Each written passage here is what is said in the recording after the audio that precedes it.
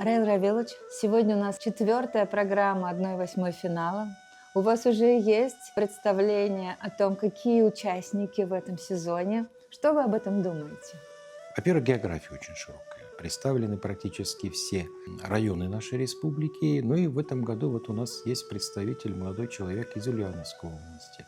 Вообще, ребята очень сильные. Причем, как отмечали уже в кулуарной беседе с членами жюри, хорошо подготовились даже с членами жюри, и все знали ответы на эти вопросы. Вы знаете, это так приятно. Ребята заждались, нам пора.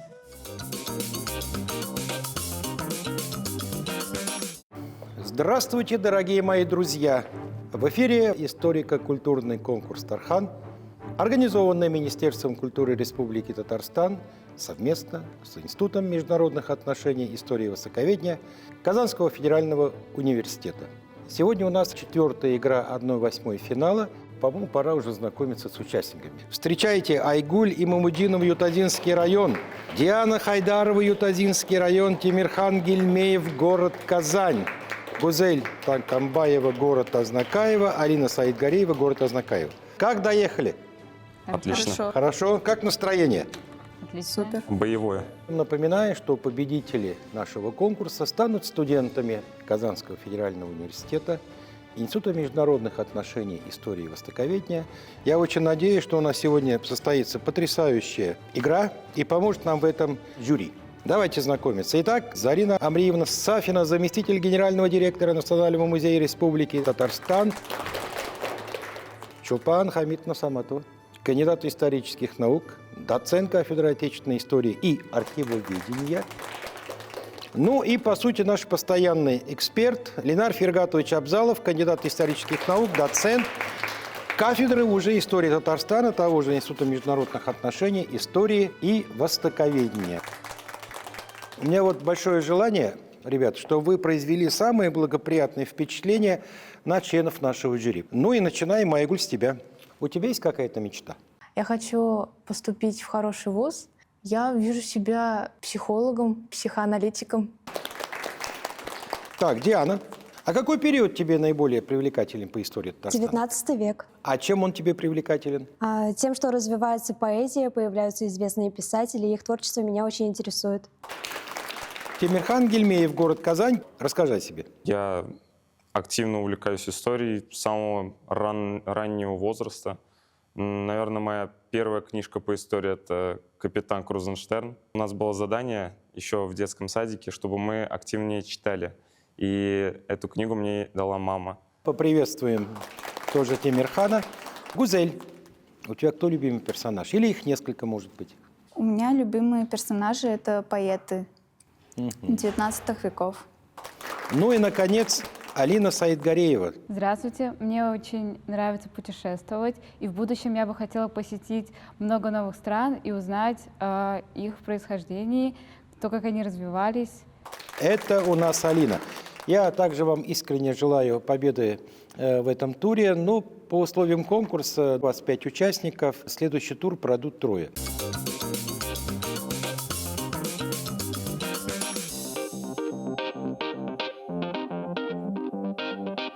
В этом году, как известно, у нас год единства народов России. И поэтому вполне естественно, что это наложило отпечаток на общую тему нашей игры. Готовы к игре? Да. Да. Отлично. Первая игра – это электронная викторина. Я зачитываю вопрос, и будет 4 варианта ответа. За правильный ответ вы получаете 3 балла. Тот, кто ответит первым, тот получает дополнительный бонусный балл. Начинаем? Да. Ну, поехали. Вопрос номер 1. Горной стороной в XVI веке обозначали левый берег Волги, правый берег Волги, правый берег Камы, левый берег Вятки. Так, ну, первым у нас Айгуль, по-моему, осмелилась. Какой вариант ответа выбрала ты? Я выбрала 3-й вариант. Правый берег Камы. Мне очень любопытно знать, какой вариант ответа выбрал Тимирхан. Я выбрал второй вариант ответа.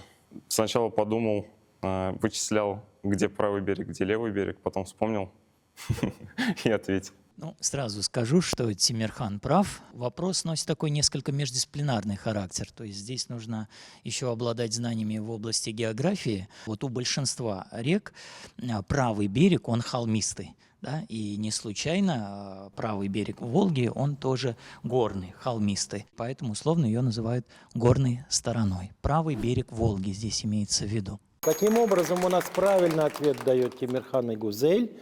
Итак, вопрос номер 2. Одной из первых засечных черт на территории Казанского края была, варианты ответов, Карлинская, то есть Тетюшская засечная черта, Симбирская засечная черта, Закамская засечная черта, Пензенская засечная черта. Тимирхан у нас ответил первым. Тимирхан, какой вариант ответа ты выбрал? Тетюшский. Ну, мне он показался все-таки более правильным вариантом. Понятно. Диана, какой вариант выбрала? Третий — Закамская. Вот какой из вариантов правильный, конечно, нам подскажет опять Ленар Фергатович. Ребята, здесь какая логика? Ведь засечные черты, они строились не только для защиты, они в определенной степени отражали расползание территории российского государства или русского государства. И вот первой засечной линией была именно Карлинская, Тетюшская линия, а потом границы русского государства расширяются, идет Симбирская, Закамская, Пензенская вот параллельно, да? То есть они, вот строительство этих линий отражают эти процессы. Так, правильный ответ дал Тимирхан. Переходим к третьему вопросу. На какой вид деятельности татар и других нерусских народов края был наложен запрет царским правительством? Животноводство, бортничество, кузнечное дело и выделка кожи. Ну вот уже получше. Гузель, какой вариант ответа ты выбрала? Второй — бортничество. Бортничество. А что такое бортничество, Гузель? Вот у нас Тимирхан, я смотрю. Собирательство меда. Диких Пчел. пчел. Это называется бортничество. Интересный вариант ответа. Так, Алина какой вариант выбрала? Кузнечное дело. А с какой целью был введен запрет? Кузнечное дело – это что? Это из металла делают. Да, из металла, изготовление орудий труда, да, еще что? Всяких бытовых Бытовых принадлежностей. вещей, еще. Для оружия. Оружие. Чтобы не было доступа татарам брать оружие. Я вот даже вспоминаю, что у меня дед, бабушка из Балтасей, и там кузнецами всегда были представители из русских деревень. То есть татарам вплоть даже до войны, это уже, видимо, традиция такая сложилась, с кузнечным делом заниматься было под запретом. Я уже не говорю о второй половине 16, 17, 18 веков. Да, таким образом, у нас правильный ответ, конечно же, это кузнечное дело. 3 балла получает Диана, Тимирхан 3 плюс 1 – 4, и Алина получает 3 балла. Ребят, 4-й вопрос. Укажите город в 19 веке, входивший в состав Казанской губернии. Варианты: город Елабуга, Чебоксары, Буинск, Яранск. Айгуль, как ты ответила? Я выбрала второй вариант — Чебоксары. Хорошо. Так, Диана, какой вариант выбрала? Третий — Буинск. Ты выбрала Буинск. Ну вот у нас Ленар Фергатович, он вообще-то из Буинска родом. Ленар Фергатович, внеси, пожалуйста, ясность. Айгуль молодец, это Чебоксары. А что касается Буинска, он входил в состав Симбирской губернии и вошел в состав Татарстана значительно позже, уже в Да, с образованием 1920. уже татарской АССР. Да, связано с Татарской ССР. Айгуль, молодец, получает 4 балла. Переходим к 5-му, последнему вопросу нашей электронной викторины. Укажите имя самого известного организатора и руководителя повстанческих отрядов из татар во время восстания Степана Разина. Варианты ответов: Али Акрам, Батырша, Хасан Карачурин и Бахтияр Канкаев. Первым у нас Алина ответила, да? Алина, какой вариант ответа ты выбрала? Третий. Хасан Карачурин. Поясни, почему. Прочитала. По-моему, перепутала. Алина молодец. Правильный ответ — Хасан Карачурин. Активный участник восстания. Он автор прелестных писем, да, на татарском языке. Он написал от имени Степана Разина, обращался к жителям Казани, к татарам в первую очередь, присоединиться к этому восстанию. Так, ну что, разминка у нас с вами прошла. Я вам скажу честно, для начала неплохо.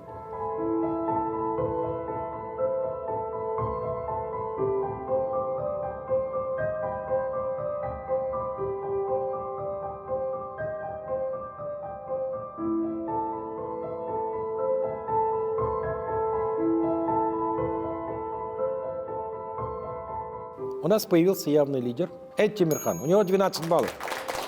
Алина 7 баллов, тоже неплохо. Айгуль 4 балла. Гузель 3 балла. Диана 3 балла.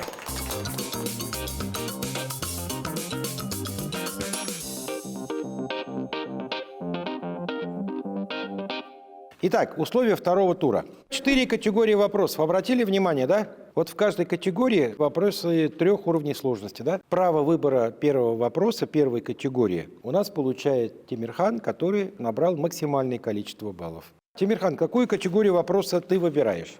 Давайте география 5.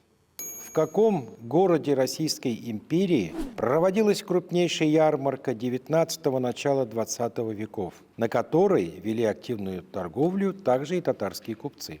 Какой город? Так, Тимирхан? Я предположу, что это город Иваново. Так, а почему Иваново? Я наслышан про ивановские ярмарки. Понятно. Еще какие варианты есть, ребят? Данный город Российской империи, крупнейший центр международной торговли, транзитной торговли, находился и находится на Волге. Так? Елабуга? Елабуга у нас находится на Волге, да. Даю еще одну подсказку. Это был губернский город. Так, Тимирхан? Ульяновск, Симбирск. Так, ну давайте гадать не будем. Ну, действительно, я с ребятами согласна в том плане, что ярмарки проходили и в Тетюшах, и в Елабуге, региональные локальные ярмарки. Но Райладович вам подсказывал, что это международная торговля, которая носила международный характер. Это, конечно же, Нижегородская ярмарка. А вот Нижегородская ярмарка, название кто-нибудь из вас может мне сказать? Это Макарьевская ярмарка, которая издревле существовала. Это была известная ярмарка. И татары, конечно же, были татарские купцы были одними из самых активных участников этой ярмарки. Они ее, любя, называли Мекерже. Мекерже ярминкесе. Татары имели даже там свою мечеть, да, а они вот проявляли особую активность в Макарьевской ярмарке. И, ребят, надо просто понимать, что татарское купечество вот 18, 19, начало 20 века, вплоть до строительства в массовом порядке железных дорог в России, держали вот эту мелкооптовую розничную торговлю между Россией и Востоком крепко в своих руках. И за счет этого, конечно, создавались вот эти очень мощные татарские купеческие династии. Дальше идем. Так, ну, Тимирхан, давай, с тобой остается право выбора. Политика 5. В годы правления какого российского монарха татарских князей и мурс уравняли в правах с российским дворянством? Так, Тимирхан? Екатерина. Какая? 2. Екатерина II. Не помнишь, указ от какого года был? 1767. Ну, немножко не так, да? Но в целом ответ принимается, уважаемые коллеги? Это указ 1784 года, но Екатерину II в нашем крае ведь очень любили, да, и называли-то ее ласково Аби-Патша, да, потому что она действительно приняла ряд указов и возлюбил ее народ. И, кстати говоря, вот я сама же из Национального музея Республики Татарстан, и один из самых знаковых наших экспонатов, я бы даже назвала, это визитная карточка нашего Национального музея, это карета Екатерины II. Именно на ней она объезжала территорию, правда, Казанского Кремля на своем экипаже, и она хранится в нашем музее. Я думаю, что мы зачтем ответ Тимирхану. Молодец. Тимирхан получает 5 баллов. Дальше идем. Тимирхан. История 5. Как называлось конное дворянское ополчение, в состав которого входила основная масса служилых татар? Укажите одну из характерных черт этого войска. Тимирхан? Ну, конница — это кавалерия. Близко, конечно. Вот как называлось само ополчение? Конниц — это род войск. Ну-ка давайте вспомним историю России уже, да? Конное дворянское ополчение. Вариантов нет. Коллеги, помогаем. Ну, может быть, в качестве подсказки следует сказать, что это войско начинает формироваться в годы правления Ивана III. И вот этим воинам в качестве жалования выдавали, как правило, поместья. И, соответственно, эти войска называются Помещичьи, Поместные войска. поместные. поместные войска, да? Да, спасибо большое. Да, поместные войска, но, к сожалению, баллы тоже никто не получает. Ну, Тимирхан, опять за тобой остается право выбора. Давайте культура 5. О, это мое его любимое стихотворение. «Блаженной памяти мой предок Чингисхан, грабитель, озорник с аршинными усами, на ухарском коне, как вихрь пред гробами, в блестящем панцире влетал во вражий стан и мощно рассекал татарскую рукою все, что противилось могучему герою». Кому из героев Отечественной войны 1812 года и самому известному гусару русской армии принадлежат эти строки? Знаменитый гусар Отечественной войны 1812 года. Ребят, кого из героев Отечественной войны 1812 года вы знаете? Багратион, Уже хорошо. Багратион, еще. Кутузов. Но это высший командный состав. А это народный герой, гусар. Его предок Дауд, Чингизид, потомок касимовских царей. Он же не зря писал «Блаженной памяти мой предок Чингисхан». Раиль Раилович, вы сделали все, что вы могли. Но это правда. Ну, здесь ребята, наверное, должны вспомнить отечественную историю. Кто у нас поэт? Поэт Денис Давыдов. Эти строки принадлежат ему. Поэтому, к сожалению, никто правильно не ответил. Так, ну что, последний вопрос. Давай, Тимирхан. Политика 7. Итак, вопрос. В связи с какими событиями студент Владимир Ильич Ульянов был исключен из Казанского императорского университета и выслан из Казани? Когда это произошло? Тимирхан? Его брат активно участвовал в покушении на Александра II. Это тоже повлияло. Также он и сам продвигал революционные мысли. Я считаю, это стало одним из ключевых моментов. И все-таки это, ребята, было связано не с тем, что сказал Тимирхан. Там было одно событие, в котором приняли участие не один Ульянов, там приняло участие большое количество студентов Казанского университета. И студенты в то время были недовольны сужением самоуправления университета. В своем выступлении ратовали за то, чтобы им дали право организации своих библиотек, организации сходок, создания касс взаимопомощи. И вот как раз за это Ульянов Ленин был исключен. К сожалению, ребята, вот второй тур у нас все-таки баллов мало набрали. Я подвожу итоги первого и второго тура, да?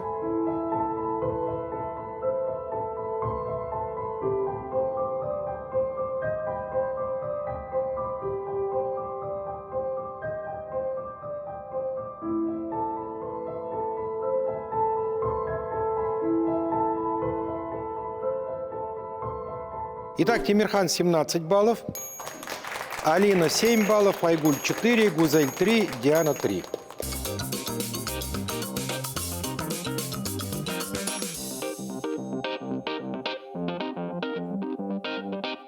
Наш следующий тур пройдет очень интересно. Мы будем читать книги. Перед вами, ребята, книги представителей классики татарской литературы. Это Муса Джалиль. Здесь также есть сборник стихов нашего великого Габдуллы Тукая и проза Фатыха Амирхана. Ваша задача – прочитать небольшой отрывок. А с какой страницы вы будете читать, нам подскажет жюри. Начинаем мы, Айгуль. Кого ты выбираешь? Муса Джалиль. На каком языке? Русском. Предлагаем с 30-й страницы. Я восхищен. Колхозные поля. На них не только добрый хлеб родился, чудеснейший девчат растил земля, умеющих смеяться и трудиться. Пусть я уеду очень далеко, запомнится полей многоголосие и западут мне в память глубоко. Большое спасибо. Эстафету передаем Диане. Муса Джалиль на русском языке. Диана, предлагаем 40-ю страницу. 40-ю. Тихие сумерки, солнце садится. Слышно, как плачет какая-то птица. Ку-ку, ку-ку. Эта кукушка кричит на суку, словно прогнать она хочет тоску. Ку-ку, ку-ку. Если б кукушка жила не одна, так бы ведь весь век она не кричала она. Ку-ку, ку-ку. Пела бы кукушка веселые песни, если птенцы ее были с ней вместе. Ку-ку, ку-ку. Спасибо большое. Тимирхан. Я тоже выбираю Джалиля, Ну, раз русский язык. такое дело, давайте Муса Джалиль все будем читать. Тем более 120 лет. Так, Тимирхан, тебе выпадает страница 155. Не передать, не высказать всей боли. Свобода невозвратная моя. Я разве знал на воле цену воли? Узнал в неволе цену воли я. Но коль судьба разрушит эти своды, и здесь найдет меня еще в живых, святой борьбе за волю, за свободу я посвящу остаток дней своих. Спасибо. Гузель. Абдулла Токай, русский. Страница 10. Куда цензуру делся гнет, гонения, рабство и разброд? Как далеко за этот год все унеслись невзгоды. Татарин, русский ли взгляни. Теперь права у всех одни. Зипун и фартук в наши дни узнали вкус свободы. Ну и, наконец, Алина у нас, да? Что выбираем, Алина? Габдулла Тукай на русском языке. Начни с 15 страницы. Шли гордо, жертвуя собой, не плачем, песни боевой. В час оглашалась роковой их казематов свободы. Уже не надо нам молчать, ведь с наших уст снята печать, и соловьев своих опять услышали народы. Спасибо. Так, ну что, третий тур закончен. Нам осталось только подвести некие итоги. Итак, Айгуль сколько баллов получает? 4, 3, 3. Диана 5, 5, 4, неплохо. Ну, Тимирхан, максимальное количество баллов 5, 5, 5, очень достойно. Гузель 4, 4, 4, тоже неплохо. Ну и, наконец, Алина, конечно, да, 5, 3, 4. Итак, общее количество баллов.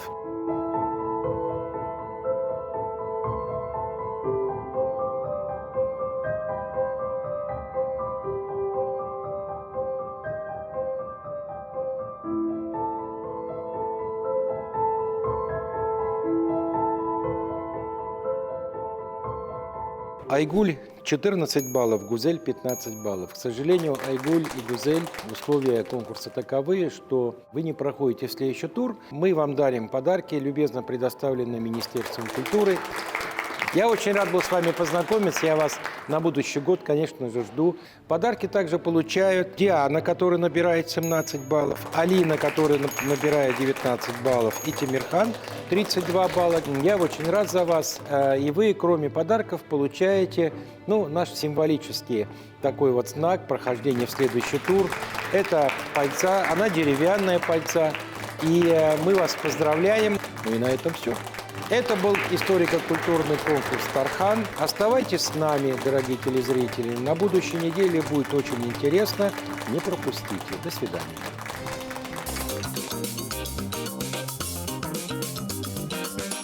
Я из Ютазинского района. Нам предложил учитель, и мы решили поучаствовать.